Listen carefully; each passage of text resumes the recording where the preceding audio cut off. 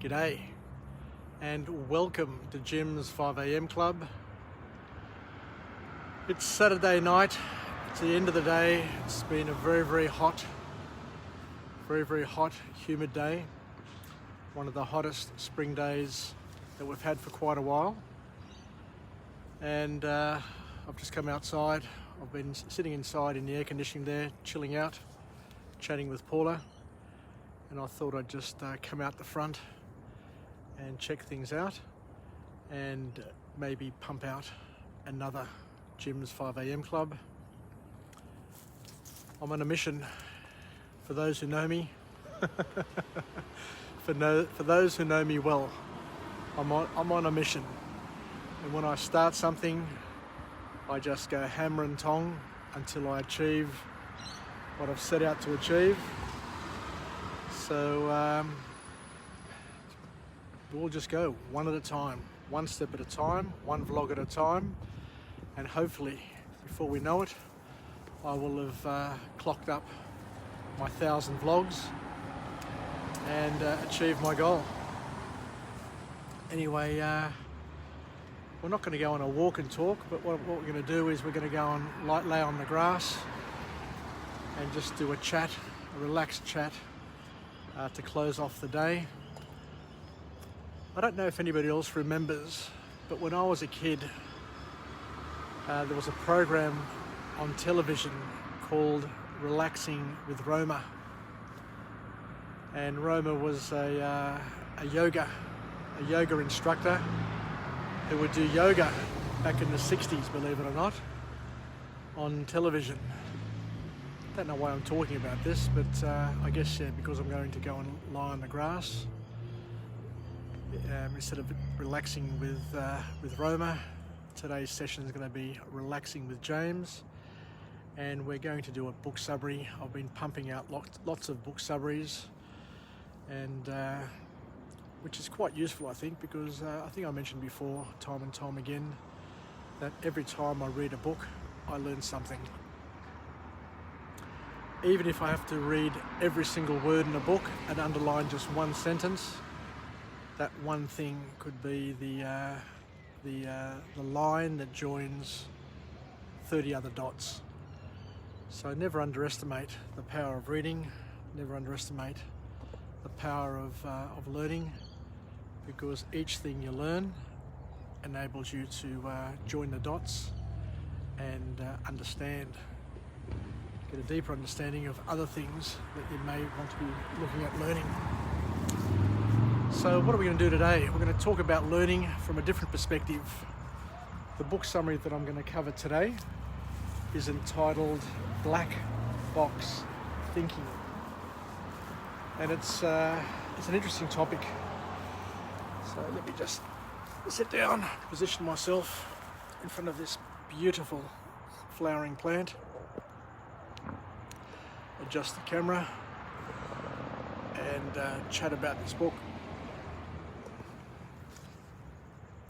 So Black Box Thinking is a book by an author named Matthew Syed, who's authored a number of pretty awesome books and is renowned in his field.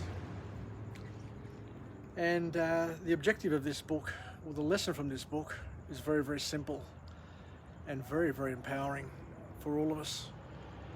And the key lesson is that you can learn from mistakes, and that mistakes need to be embraced and examined honestly and fully, so that you can use them as stepping stones for your learning, and they'll enable you to grow and develop.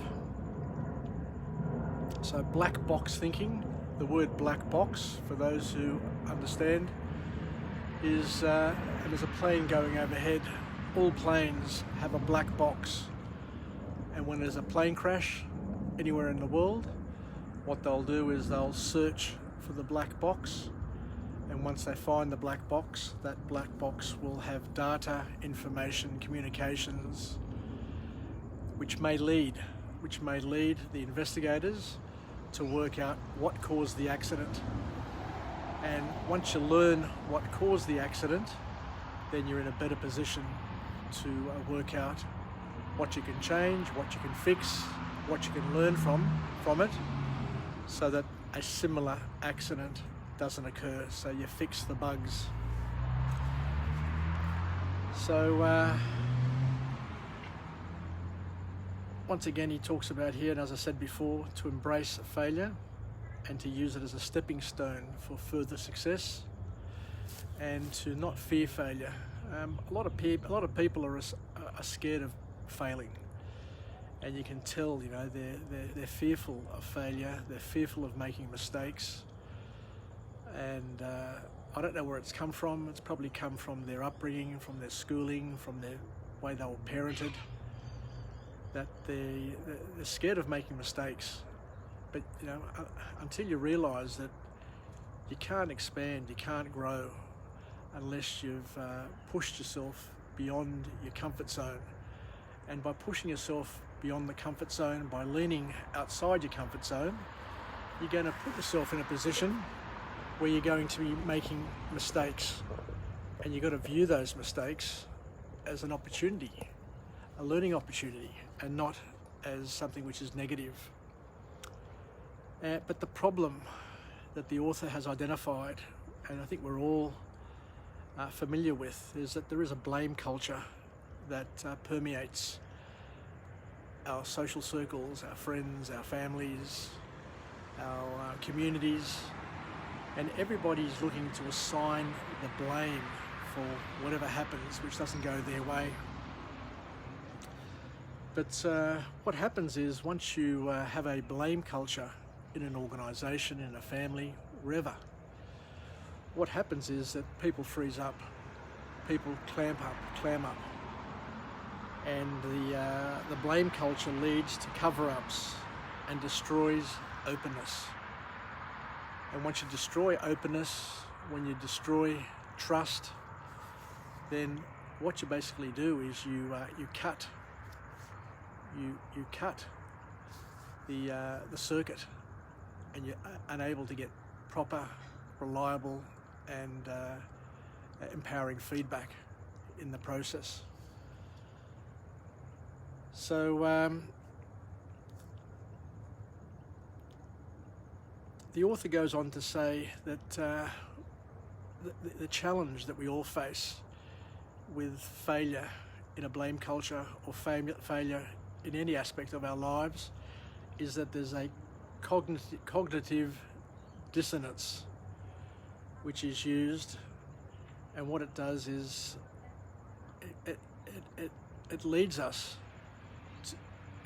to fail to want to admit our errors. And even though we've made a mistake, we've had an issue, we've had a problem, what we tend to do is, rather than look at that error and try and fix it, we try and reframe the error in a negative way, to say, well, it's somebody else's problem, it's somebody else's mistake, and it's something which is outside of our control, and then we just ignore it, and we reframe it by ignoring it and saying, well, it's nothing to do with me. So by taking that attitude, what the author is suggesting is that you're not going to learn, you're not going to grow, you're not going to develop, you're not going to learn how to take responsibility and be accountable. So sooner or later, it's going to affect other aspects of your life. It's going to affect your relationships with other people. It's going to affect the trust that you have, not only with other people, with your parents, your grandparents, your family, your friends, but it's also going to affect the trust that you have with yourself. So when you look in the mirror and you look deeply into the eyes and see that person in front of you and don't recognize them because you've lost trust, and you live in fear, then that in itself is a major issue that we need to try and conquer and get over. I've just got my daughter turn up now, so we're going to have a bit of fun when she sees me doing a 5 a.m. club, so be ready to hear the smart comments. But also the author talks about the importance of being very, very careful what you focus on, because we are what we focus on. And what you focus on, this is a key point in the book. Be careful what you focus on, because whatever you focus on, you'll lose your awareness in other areas. How you going, Big Will? Yeah, mate. What's that? All I wanted a paper.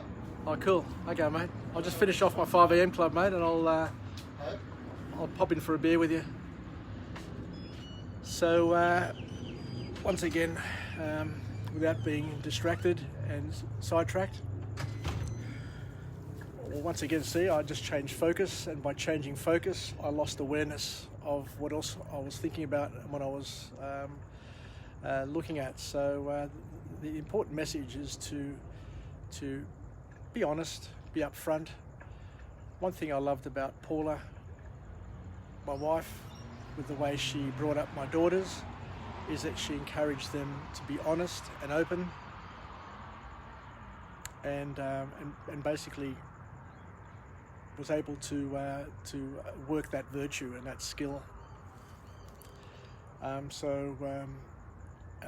guess the call to action for all of us as parents and grandparents is to be open in our relationships and not to be infested or infected with blame culture, and just to say, well, what happened? And to ask a simple question: what did you learn from it? What can we learn from this episode or this issue that can help us grow and develop, and make sure that at least next time round we'll be aware of the risks, and then be able to assess the risks and be in a better position to make better quality decisions in the future. So the other thing the author talks about is that the people who succeed the most are the ones who have had the most failures, the ones who've had the most problems, the ones who have solved the most problems. And for that reason, and for that reason only, think about the importance of taking on board as many problems as you can, problems that you can solve, so that you build your own capabilities and learn from the mistakes that you've made and the mistakes that others have made, and be honest, be able to talk about your challenges, your problems, your errors in a positive way, so that others, especially younger people, our children, grandchildren and peers, know that we're all facing challenges.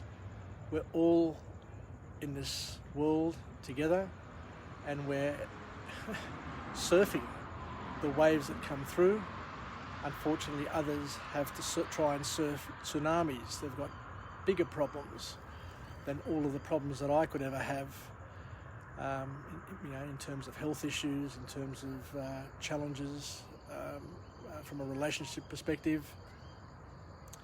So be mindful and be supportive is the best advice that the author gives, and to enable them to have an ear, to be able to share their challenges and be an ear to listen to them, because people don't want to be told what to do. People don't want to be lectured to. People just want to talk about their experiences, their challenges that they face, and by just talking it out, you're in a better position. You're in a better position to learn and to be able to cope. To be able to cope with it. I'll just pop off my glasses for a second. So I guess that's it from Jim's 5 AM club. It's late in the day. It's not 5 AM, but as somebody said the other day, it's 5 AM somewhere in the world. So I'll take poetic license and use that in future. So it's always 5 AM somewhere in the world. So welcome to my 5 AM club, regardless of where you are. So thank you very much for joining me once again. I really enjoy the opportunity to chit chat and have a shared experience with all my friends and family. And let's finish off with a positive affirmation. I'm alive, I am well, and I feel absolutely great. To my friends and family, stay connected, stay relevant, and most importantly, let's take some advice from this author, Matthew Syed, on black box thinking, and embrace the challenges, embrace the failures that we're bound to have in our lives, and use them as stepping stones. Use them as an opportunity to learn, grow and develop, and to be able to pass on the lessons to others, for those of course who want to listen and want to learn, but also to be the safety net to those around you who you know are heading for problems and challenges, because you've learned through your own challenges what they're about to embark upon, and just to be that those ears and that comforting soul to listen to them and support them when they need support and listening to. So thank you once again, and tomorrow I'll come to you from a different location with a different message, hopefully, God willing. And I can't wait to get up first thing in the morning. Tomorrow morning my plan is to go to Bronte for a pre-dawn swim. It's going to be a hot day, so there's going to be a lot of people down there. So I'll be in the water, 5:30, and do my 1 hour swim, and then I'll try and pump out a few vlogs and see where it takes us. Take care everybody. Yasas, sasagapao. I love you, and I look forward to chatting to you again. I'm off inside now to have a beer with Will, and to have a bit of a chat about how his day and his week's been. Yasas. Take care, and bye for now from Jim's 5am Club. Ciao.